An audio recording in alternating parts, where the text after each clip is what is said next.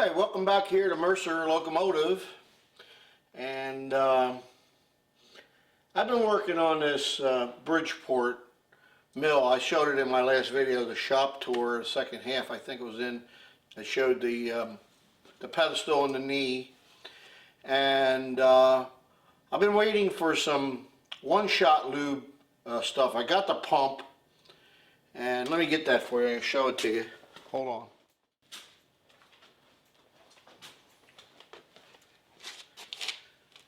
Like I said, I got the pump, and here it is up close.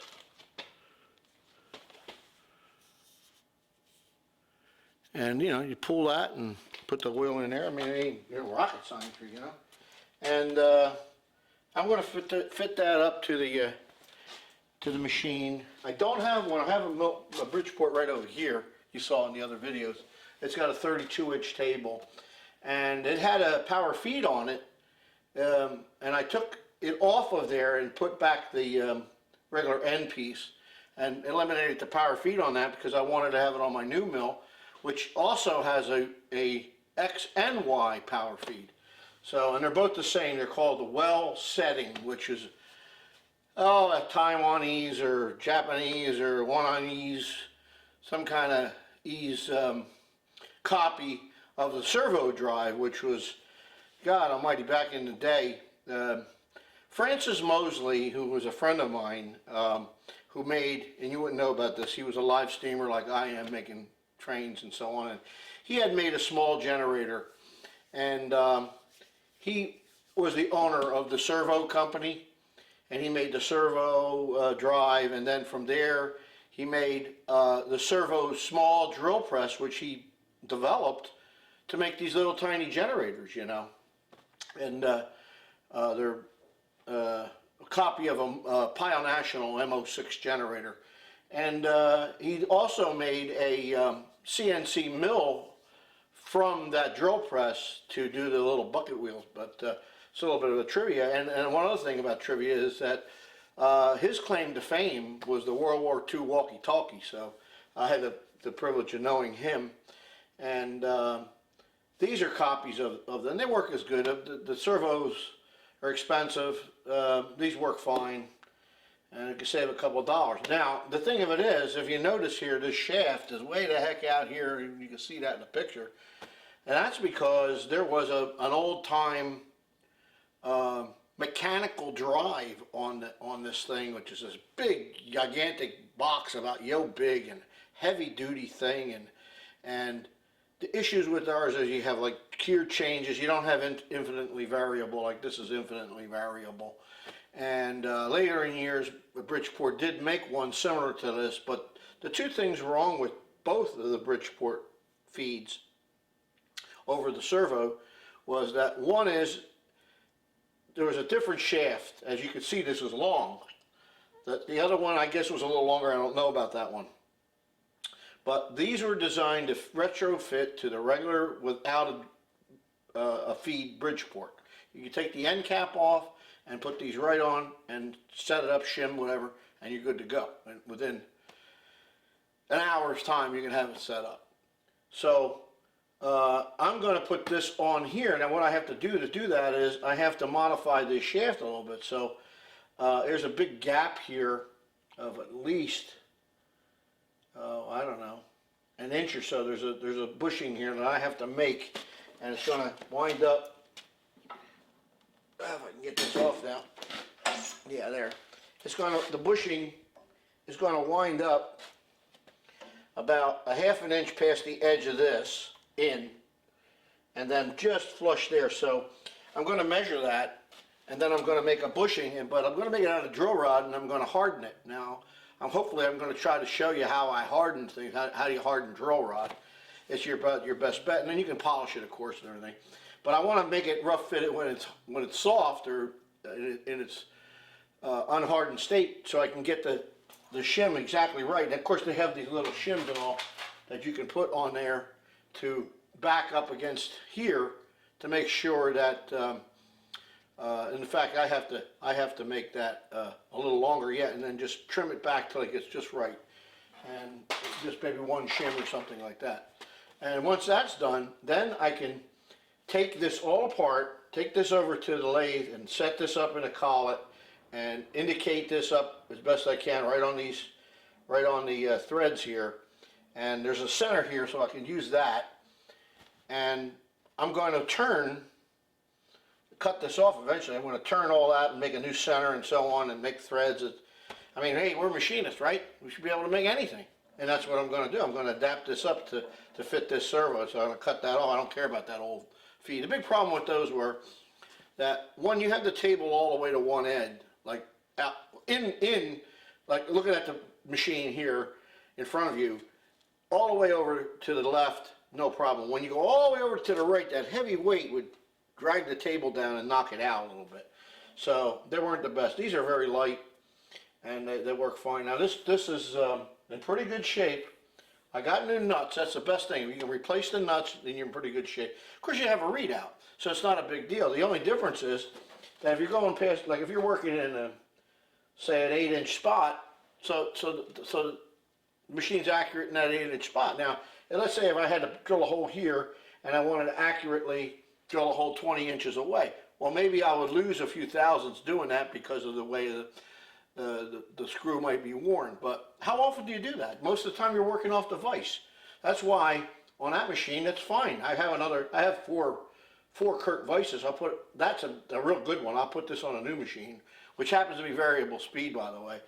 And I mentioned in my videos, and I had written to Mr. Pete, and I think I got an email from him today. I want to see what he had to say about it because my opinion, and I know I'm going to get somebody's out there say something.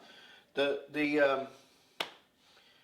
VFDs I'm not excited about at all. I mean, I've got a beautiful 3-phase generator there, and it works fine, and it's quiet, and I run it. This one here, if I fluctuate, we have 208 power here, 208. And if you recall, let's go way back to when I had the Emco Meyer lathe that I replaced with the Harnage. The Emco Meyer lathe would not run on the 208 power. And oh yeah, buck boost, boop, boop, beep, bop, boop, boop. Forget it. It doesn't work. I've been there. Don't tell me about it. Don't even mention buck boost. Don't mention anything. It doesn't work, period, on 208. And on top of that, our 208 power here could fluctuate. It fluctuates as much as it's 208, and it never goes higher. It always goes lower. It'll go lower to 195. That's almost 12 volts. It's already running on low voltage to begin with. So this thing, this VFD, it will actually change RPMs as much as 50 to 100 RPMs while I'm running it. So, the heck with them things. I'll probably use it on this mill. Because I've got like milling machine row here, kind of like battleship row. I got 2 milling machines here. I really can't put another one here because the crane, you can see it in the background there, it goes up and down here, so it would be really in a way. I mean, I could pick stuff up and put it on a mill, but then the mill's sticking out here, and kind of ass to elbow in there, and I know I'm gonna get goosed by one of these handles, so, or you know, and stick it in my side. It hurts like hell, you know. So I don't want to do that, and I think I'll leave these milling machines just where they are. I'm going to put the new one in place of this other Bridgeport here, and that one is going to go back out over there, and I got some plans for right over here, which I don't want to talk about just yet until I'm able to positively do it. But I got an idea that it's going to really set you guys up. But anyway, when I took the Bridgeport and I stripped it completely down, and I was going to paint it all real nice, and what I did was I got this brainstorm to take and put Bondo in it to make it all smooth. Now that doesn't make it run better. Doesn't make it run any better. Painting or nothing. It could be chrome plated or gold plated. It ain't going to make it run any better.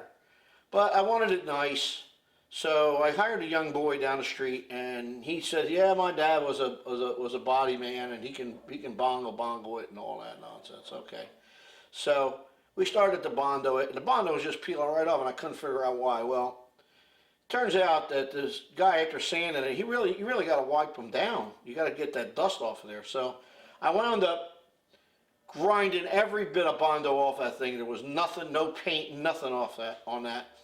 and I bonded it up with a thin coat of Bondo, sanded it nicely, and painted it with 2 good layers of good paint. Now, I want to talk about paint for a minute. It's not a good idea to use Rust-Oleum, and I'll tell you why. Rust-Oleum or any kind of an oil-based paint like that, because it's soft, and when the chips fly off, any hot chips are going to stick into that paint and make a mess. So what I use is called fortified epoxy. It's a 1 mix epoxy paint, and you put that on there, and that thing, when that hardens up, it's pretty hard, pretty tough, and that worked out pretty good. I painted all my machines with that stuff, except the green monster over there. And I don't want to paint that. Too much trouble, and it's fine the way it is. A little different, right? And I painted it up. It's sitting over there, and it's ready to be fitted up with the one-shot lube. This one doesn't have it, like I mentioned before, but it has a good readout on here. This readout I'm going to take off and put it on that mill, and I have a Minatoya readout that I'm going to put on this mill, so it still has a readout. And I might just set that up with a rotary table and an indexer, just no vise. And then I can just go over there and index things, you know, and don't have to worry about it because it doesn't have automatic feed. I don't care about that. And I might just use that for doing indexing and stuff like that. And eventually, maybe, if I feel like it, maybe what I'll do is set it up for a CNC, a retrofit, make my own retrofit. But I might do that. But in any event, that's what I've been working on today in the last couple of days. I get this all cleaned up and polish it up and everything. It's not bad. It's got, if you could see the little hatch marks in it from the oil, and you can feel this, you feel it here, and it gets a little smooth in here, but you can still feel them, then you know it's not too bad. This one, you know, it's so minuscule that it doesn't matter that much, and we'll be in good shape. So I'm going to go over to the lathe and get this. I'm going to measure this up and make a bushing here first, and then I'm going to put that in there and settle that. So that's the first thing I'm going to do, is make that bushing. Now once I make that bushing and I know everything's set, when I put the gear here, this gear on, this is the drive gear. When I put that on, then I can take this whole thing without this in it over to the lathe, put that all on there, and make sure when I put everything together, it's just exactly right, because the handle got to go on. When the handle goes on, then right about at the end of the handle, it gets necked down like this, and I think that's a 1/2-20 thread there. So, you know, machine this off, cut it off, recenter it, cut a 1/2-20 thread on there, and ready to go. Now, one thing I want to mention is something that you probably didn't even think of, but if you look on that side, right there, that ball on the end, the balance ball, is up. So that means on this side, this one got to be down so they equal out. So when I put the keyways in here, I mimic these 2 keyways over here, I got to make sure I get them in line and kind of sort of on there. I'll probably wind up putting the handle on there and just kind of eyeball it up and go to town. It doesn't have to be perfect. It doesn't matter. I looked at that one over there, the keyway, it was off about 2 degrees. Who cares? Doesn't matter that much. But Bridgeport's an all-around good mill for all-around little milling. You can pick them up so cheap these days. Went to a machinery place that I've been dealing with for years in South Jersey. And as Mr. Pete says, the disassembling of American, boy, and he's right. 15, 20 years ago, you couldn't find a Bridgeport. People were still holding on to them. Tommy down there, Tommy Cook he must have had 15 or 20 Bridgeports, from real expensive ones down to junkers. He had them all. And he had other mills, and just loaded with stuff. Big warehouse, big gigantic warehouse full of stuff. Lathes, milling machines, a lot of tooling, and I'm going to ask Tommy if I could do a little video down there and come down and do it, and take somebody with me so we can do our crab dolly thing and go around to the whole place, and hopefully it'll be a little bit of a plug for Tommy. He's a good guy, very good guy, good honest man. And so I'm going to make that bushing. I'm going to harden it. That's no big deal. I mean, I don't have to show you how I'm going to make the bushing, right? I mean, nothing rocket science here. It's a bushing. whatever the ID is, whatever the OD is, how long it is, you get a rough idea, you pour it out, ding, bang, boom, bing, bum, bop, cut it off, polish it up, put it on there, check it out, make sure it's the right length, and then I'm going to show you a little bit about hardening it. So we'll go through that, and you can see how that's done. It's no big deal, no big deal. It's a very simple thing to do, very simple thing to do. And it should be hardened because there's a needle bearing in here, and you want it to ride on that needle bearing. So I'm going to probably Loctite it, which I hate to use, unfortunately.